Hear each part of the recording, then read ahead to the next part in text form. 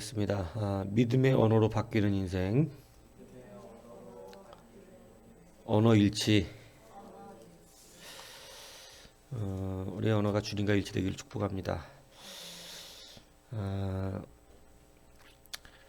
마르다는 이제 주님과 대화를 나누다가 이제 마리아에게 갑니다. 그리고 마리아에게 가서 오늘 본문에 보면 마리아를 가만히 불렀다. 그래서 이제 여기서 가만히라고 하는 것은 조용히, 조심스럽게, 또 비밀이 뭐 이런 뜻이에요. 그래서 이제 그것은 사실은 마르다는 이제 그 가정의 언니고, 그러니까 대표적으로 일단 예수님 먼저 영접했지만 아직 마리아는 많은 사람들을 상주로서 맞이하고 있어야 되기 때문에 이제 예수님이 계신 곳으로 나오지를 못했죠. 근데 마리아가 이제 영접해서 예수님과 이야기를 했기 때문에 이제는 마르다가 그랬기 때문에 마리아에게 가서 이제 너도 예수님을 만나라 이렇게 이야기하는 것입니다. 그러니까 이제 마리아에게도 위로가 필요한 것이니까 예수님 만나기를 마르다의 배려죠. 그리고 이제 주님이 부르셨을 거예요, 그죠? 부르셔서 성경에 기록되어 있지는 않지만 여하튼 뭐 부르셨겠죠. 마리아를 불러오라고. 그래서 이제 가서 마리아를 불러다가 예수님을 만나라 이렇게 말한 것입니다. 그래서 이 예수님을 만나러 이제 마리아가 나오는데 오늘 본문에 보면 그가 급히 나갔다 이렇게 돼 있잖아요. 그러니까 이 말을 하고 돌아가셔 우리 보면 이제 29절에 그 말을 듣고 급히 일어나 예수께 나아가면 이 급히라는 것은 뭐냐면 즉시로 모든 일을 제껴놓고 그리고 바로 지체 없이 이런 모든 것을 제쳐놓은 이런 의미예요. 그래서 주님이 부르셨다고 하는 말을 듣고 마리아는 즉시로 반응합니다. 즉시로. 그러니까 뭐 슬픔에 잠겨 있고 뭐 괴롭고 이런데 뭐 즉시로 듣겠어요? 근데 마리아는 들었어요. 이 마리아의 참 하나님 앞에 사랑받는, 주님 앞에 사랑받는 여러 가지 어떤 모습들, 나중에 이제 마리아가 데나리온을 주님의 발 밑에 붓는 그런 사건이 일어나는데, 여러분 그 전에 300다나리온 그냥 부을 수 없습니다. 여러분 이거 굉장히 중요한 얘기예요. 이 즉시로라고 하는 예수님을 향한 주님의 말씀에 대한 반응, 이것이 기초예요. 이 뭔 얘기인지 아십니까? 이 기초가 없이 300데나리온을 주님 앞에 부어드릴 수 없어요. 여러분은 300데나리온이 어느 날 갑자기 부어드릴 수 있을 것 같지만 그래서 사람들이 기초 없이 실패합니다. 베드로가 주님이 죽을 수 있을 것 같았지만 못 죽은 이유가 있어요. 기초가 없었기 때문에 그래요. 기초가 쌓여진 이후에 되는 거예요. 그래서 절대 제가 뚝딱 안 된다고 말씀을 드리잖아요. 열심히 예배해야 되고요. 열심히 이 예배가 뭐 드렸다 안 드렸다 저기 차이가 없는 거야. 절대 그렇지 않습니다. 말씀을 계속해서 시리즈로 듣는 사람하고 이거를 와서 못 듣고 안 들리고 이런 사람하고 말씀에 깨닫는 정도가 완전 달라요. 그리고 그 기초는 분명히 나중에 결과를 다르게 만든다는 사실 여러분 알아야 됩니다. 마리아가 처음부터 자기 300달러는 막 그냥 따가지고 예수님께 부을 수 있는 그게 아니었단 말이에요. 나중에 300달러는 붓는데 믿음의 단계가 올라가는 거예요. 근데 마리아에게 있어서 마리아는 여러분이 알다시피 예수님의 말씀할 때 그 발밑에 서서 그 말씀 듣는 거 굉장히 기뻐하고, 그죠? 말씀 사모하고. 여러분 이 기초들이 다가온 거예요. 말씀을 사모하는 사람이 먼저 되니까 여러분 주님의 말씀에 즉각 반응하잖아요. 이거 순서 아닌가요? 누가 말씀을 사모 안 하는데 말씀에 즉각 반응하든가요? 그런 사람은 없잖아요. 말씀에 즉각 반응하지 않고 어떻게 예수님 앞에 헌신할 수 있나요? 그런 사람은 없다 이거예요. 말씀을 사모했기 때문에 말씀에 대한 사모함이 주님의 말씀을 듣는 걸 즐거워했어요. 제가 이거 영적으로 솔직히 말씀드리는데 제가 대화를 나눌 때 어떤 사람은 영적인 충만함이 서로 느껴져서 막 주는 게 기쁜 사람이 있고 어떤 사람은 말씀이 막혀. 말씀 막힌다고. 별로 그렇게 그러니까 엉뚱한 얘기밖에 안 돼. 어떤 사람에게는 하나님의 말씀이 막 충만하게 서로 교제가 돼요. 그 시간이 너무 행복해요. 서로가 그걸 기뻐해요, 영적으로. 그러니까 이걸 저는 예전 전도사 때도 막 새벽 2시, 3시까지 사람들하고 그 이 말씀을 가르치고 나누는 은혜가 있었거든요. 새벽 예배 가기 1-2시간 전까지 와서 그냥 와서 새벽 예배 참고나고 하고 그런 적이 한두 번이 아니었어. 너무나 그 시간 빼앗기기가 싫은 거예요. 그 말씀 교제하는 시간이. 이전 교회 사역할 때도 그런 분들이 몇 분 계셨어요. 그 말씀 막 사모해가지고 막 주일날 예배 끝나자마자 성경 공부하면 거기 자기 직장 때문에 못 참석하는 걸 너무너무 아파하고 괴로워하는 분들도 계시고 그 말씀에 사모함이 있는 거예요. 그럼 그분들이 그냥 그렇게 된 줄 아십니까? 아니요. 그 사모하는 분이 그전에는요. 나 때문에 교사를 관뒀던 분이에요. 성경 세독이 하라 그랬다고. 교사들은 성경 3독씩 다 하라고 막. 그때 때려쳐버려요. 여러분은 뭐 언제부터 그냥 성경 뭐 2-3독씩 했습니까? 아니 이것도 오래 걸렸지. 무슨 뭐 한 방에 된 사람들처럼 쳐다보면 안 돼. 다 과거를 까먹어버리고 혼자 이렇게 잘한 줄 알지만 여러분 혼자 잘할 수가 없어요. 다 살아가는 거예요. 그게 있는 기초가 있는 거예요. 여러분들의 신앙이 하루아침에 성장해 간 게 아니고 성장한 것도 아니에요. 엉망진창이었어요. 과거를 돌아보면 엉망진창이었던 걸 깨달을 수밖에 없을 것입니다. 내가 왜 그때 그렇게 교만했을까? 막 이런 생각들이 안 들 수 없어요. 왜냐하면 저는 전도사 때 설교 진짜 잘하는 줄 알았어요. 근데 지금 전도사 때 써놓은 설교문을 보면 이거는 설교문이 아니야. 이거 뭔 짓 한 거냐 이거. 설교를 하도 못하니까 하나님의 은혜가 있었던 것뿐이야. 깨닫게 되더라. 그냥 잘하지 않아요. 그냥 잘하지 않는다. 오늘 마르다가 주님의 말씀 앞에 즉각적으로 반응하는 거. 이거 여러분 지금 자기는 나사로 죽은 게 더 중요한 거 아니에요?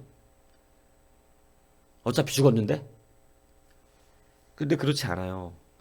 오늘 마리아에게 있었던 것은 이 급히라는 말은 막 허둥지둥이라는 뜻도 있어요. 그러니까 막 주님이 부른다니까 막 그냥 뭔가 자기 오빠 죽은 것보다 더 큰일 난 일이 일어난 것처럼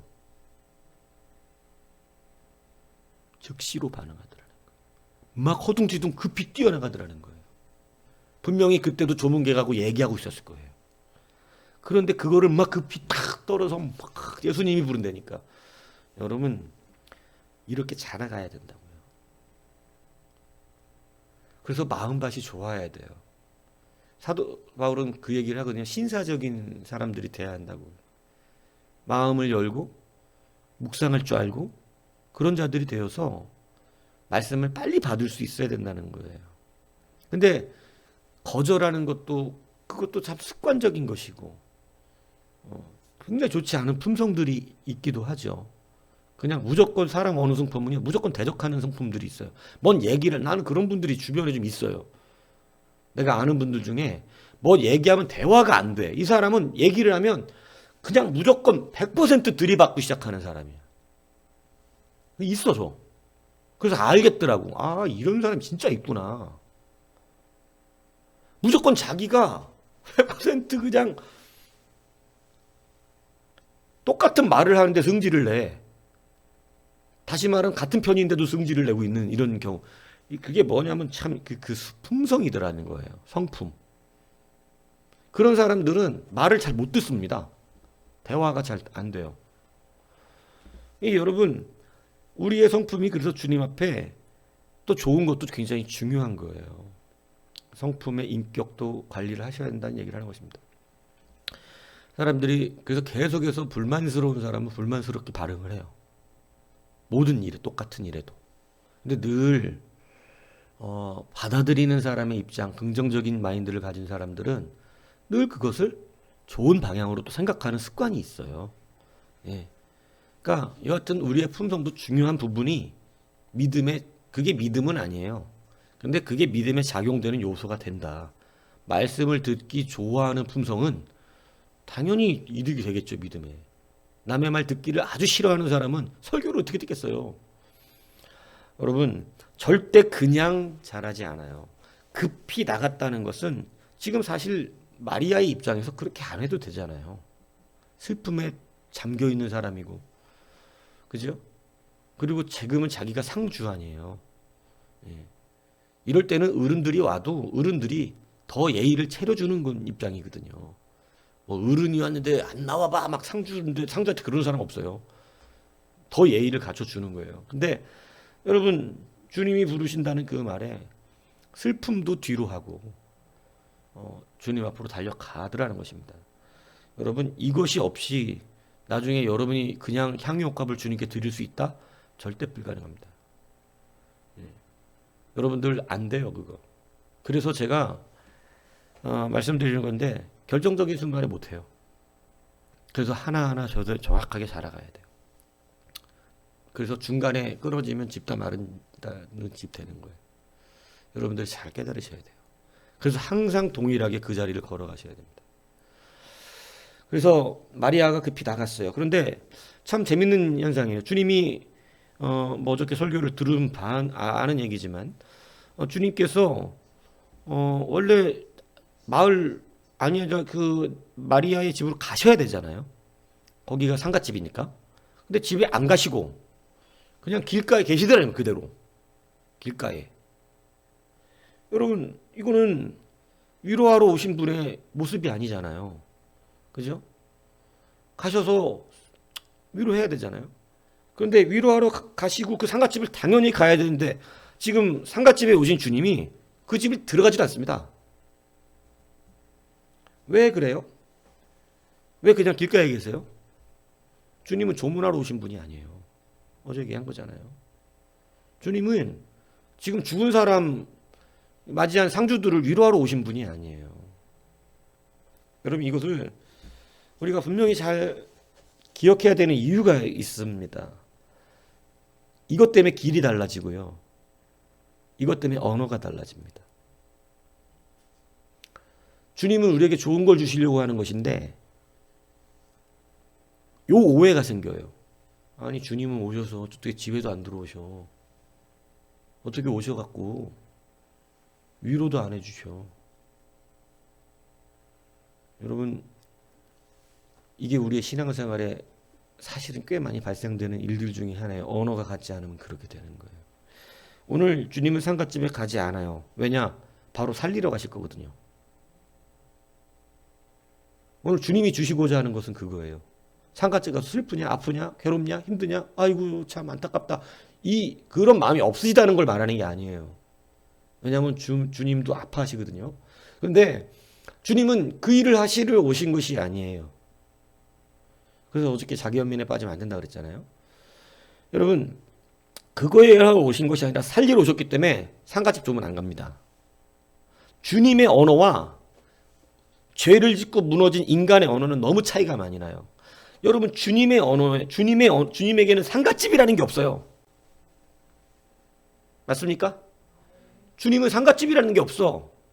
주님은 다 부활의 언어를 쓰시는 것이고 주님은 생명의 언어를 쓰시고 주님은 회복의 언어를 쓰세요. 주님의 언어는 회복과 소망과 사랑과 믿음과 능력과 권세와 주님의 언어는 사망이라는 언어가 없어요. 주님의 언어에는 죄라는 언어가 없고 낭만, 고통, 뭐 회복 불가, 끝! 이런 언어가 없어요. 근데 죄로 물들고 넘어진 우리에게는 수두룩하게 이 언어를 사용합니다. 끝났어. 안 돼. 할 수 없어. 못해. 나는 할 수 없어. 죽었어. 끝난 거야. 낙심, 고통, 괴로움, 불만, 원망. 온통 이런 언어가 죄진 우리의 인류에게 있는 언어예요. 그런데 오늘 주님은 그 언어를 바꾸러 오신 사망이라는 언어를 부활이라는 언어로 바꾸셨어요. 무슨 얘기인지 이해가십니까? 여러분 생명의 언어로 바꾸시는 거예요. 그렇기 때문에 여러분 이 언어가 주님의 언어와 우리는 일치해야 하는 것입니다. 주님이 쓰시는 언어를 이해해야 우리도 주님과 같이 행동해요. 그런데 주님의 언어를 우리가 이해를 못하면 우리는 상갓집을 이야기하겠죠. 지금 내가 얼마나 슬픈지 몰라요? 지금 내가 얼마나 지금 난처한 상황인지 모르세요? 내가 지금 얼마나 힘들게 살았는지 모르세요? 지금 내 상처가 뭔지 몰라 지금 주님은? 이렇게 반응하는 거예요. 지금 나사로가 죽었다고요. 이렇게. 이것 때문에 많이 부딪혀요. 언어가 달라서. 주님은 죽은 줄 알고 계세요. 그 주님은 부활, 생명 이걸 말씀하시는데 여러분 우리는 그 단어가 이해가 가지 않는 것입니다. 성경에는 이 언어 일치가 일어나지 않아서 하나님의 언어와 우리의 언어가 일치하지 않아서 실패한 사람들의 사례가 수두룩하게 나옵니다. 출애굽 1세대가 일단 그랬어요. 출애굽 1세대. 하나님하고 언어가 안 맞아. 여러분 나중에 하늘께서 그러잖아요. 이스라엘 백성 니네들 바벨론으로 끌려가라. 그죠? 근데 포로 생활을 하라 그러지만 하나님의 언어는 그게 낭만과 좌절과 그것이 죽음과 사망의 언어가 아니셨습니다. 하나님 분명히 거기에서 너희들의 회복이 그루터기에서 새 순이 나는 것처럼 거기에 너희들의 소망이 있고 거기에 너희들의 모든 회복이 있을 것이다. 이렇게 분명히 회복의 언어로 말씀하셨어요. 그런데 이스라엘 백성 그 회복의 언어로 받든가요? 아니요. 그들은 바벨론 포로로 끌려가는 것은 끝이었어요. 사망이었고 그것은 완전 좌절이에요. 오늘 하나님의 말씀이 여러분들에게 왜 주님은 나한테 그렇게 말씀하시죠? 왜 저를 그렇게 힘들게 하시죠? 이렇게 좌절의 언어로 들어버려요. 여호와의 말씀을 들으시죠. 너희를 향한 나의 생각을 내가 아나니 평안이요 재앙이 아니니라. 너희에게 미래와 희망을 주는 것이니라. 이게 바벨론 포로로 안 끌려가겠다고 뻗팅기던 사람들에게 하던 예레미야를 통해서 하셨던 말씀입니다. 너희에 대한 생각을 내가 아나니. 왜 그런데 너희는 내 말을 듣고 내 생각을 니네들이 마음대로 판단하느냐. 내가 너희에게 재앙을 주는 것이 아니다. 나는 재앙의 언어를 준 적이 없다. 근데 니들은 내 말을 듣자마자 재앙이라고 하는도다. 내 말을 듣자마자 죽음이라고 하고 내 말을 듣자마자 그것이 좌절과 원망스러운 일들이라고 말한다는 거예요. 가나안의 땅을 보았을 때 여러분 너무나 언어적인 해석이 달라요. 출애굽 1세대가 가나안을 봤을 때 10명의 정탐꾼은 주님과 너무 언어가 달랐어요. 가나안은 하나님의 힘과 능력이고 가나안은 주가 우리에게 주시는 땅이고 복의 땅이고 그지요? 차지할 땅이고 승리의 땅이고 이게 하나님이 주신 언어였는데 10명의 정탐꾼은 와서 뭐라 그러느냐. 못 들어가는 땅이고 그죠? 그 거민을 잡아먹는 땅이고 그런 땅이라는 거예요. 언어가 너무 다르죠. 이 언어가 다르니까 어떻게 돼요? 못 들어가요. 네 언어대로. 네 말대로라는 거예요. 그죠? 여러분, 오늘 주님께서 우리의 고통의 그 자리에 항상 함께 계시다는 이 사실을 발견하십시오. 주님이 나사로 죽은 자리에 안 계신 게 아니었어요. 그 자리에 같이 계셨습니다. 그리고 분명히 수많은 조문객들이 있었지만 주님은 조문객이 아니라 어제 제목이 그거잖아요. 해결자로 가셨다 그랬잖아요. 해결자로 오신 거예요. 근데 여러분 주님을 조문객 취급하면 안 돼요. 그러면 여러분은 5만 원짜리 돈다발 하나 받고 끝나는 거야. 주님한테. 그런 사람에게 주님은 이 5만 원짜리 믿음아! 이렇게 얘기하시는 거죠. 너는 5만 원에 덜덜 떠는구나. 5만 원짜리 믿음. 이렇게 되는 거예요. 그런데 주님에게서는 5만 원 이런 거 받으면 안 되잖아요. 생명을 받아야지. 너희에 대한 생각을 내가 안 하니 여러분이 알지 않아요. 스스로 판단하는 것처럼 어리석은 게 없다는 이 얘기를 하는 것입니다. 하나님의 생각은 하나님이 아세요. 그거 실패한 게 또 바리새인들이었잖아요. 주님은 그들에게 생명을 말하는데 주님은 용서를 말하고 주님은 그들에게 하나님의 나라를 말하는데 그들은 그 말을 그렇게 받지 않더라는 거예요. 언어가 너무 다르더라는 거예요. 결국은 실패하지 않습니까? 여러분, 주님은 우리가 아픈 곳에 늘 함께 계시는 분입니다. 같이 안 계신 적이 없어요. 그리고 주님이 요구하세요. 내가 너를 부른다. 그리고 불러내세요. 아픔에 있는 우리를 불러내신다고. 여하튼 주님을 만나야 된다는 거죠.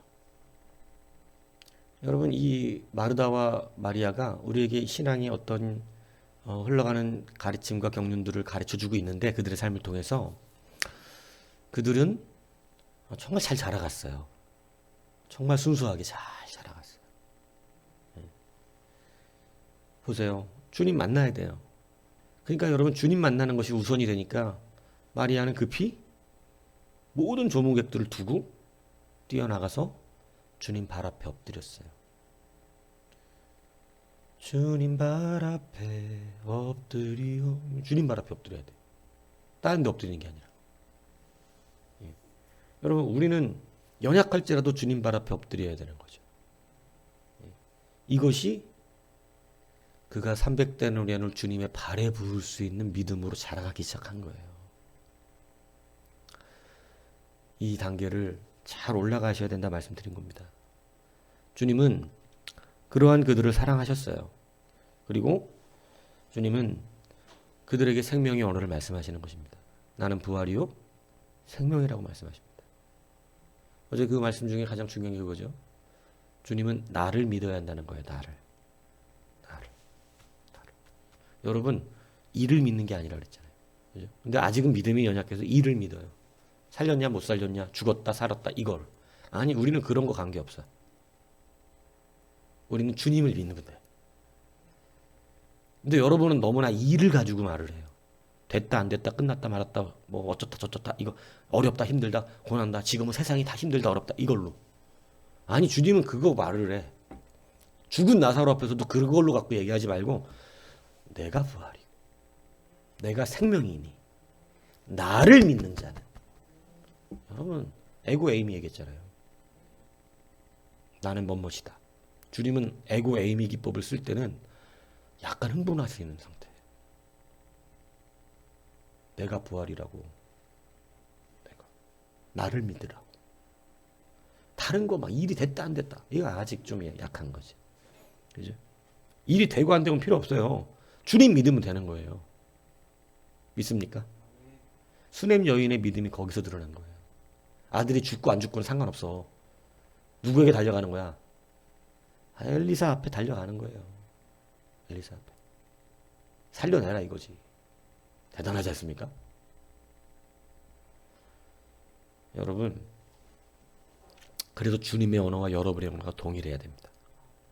주님은 우리에게 단 한 번도 사망과 패배와 절망의 언어를 주신 적이 없어요. 주님은 여러분에게 소망의 언어를 주십니다. 평강의 언어를 주십니다. 이게 일치하면 바벨론도 갈 수 있어요. 바벨론이 괴로운 일이 아니에요. 나보고 왜 자꾸 포로로 끌려가시래? 이렇게 반응할 일이 아니라고. 바리새인들 같으면 왜 자꾸 우리 보고 죄인이래? 이렇게 반응할 일이 아니에요. 언어가 다르니까 그렇게 반응되는 거예요. 무슨 얘기인지 아시겠습니까? 이 언어가 합쳐지는데 시간이 꽤 걸려요. 무슨 얘기인지 아시죠? 이 언어가 나중에 합쳐진 사람들의 기쁨은요. 다시 말하면 좀 이제 쉽게 말하면 하나님의 말씀이 내 안에 이제 머물렀다는 얘기를 하는 거예요. 언어가 같다는 얘기는. 그 말씀이 내 안에 완전히 나를 사로잡은 거죠. 그러니까 이제 같은 언어가 나갈 수밖에 없어. 하나님과 예수님이 아버지와 아들이 하나이듯 나와 니들이 하나이고. 이게 되는 거라고. 정말 고귀한 은혜죠. 하나님과 내가 하나이되 너희와 내가 하나이.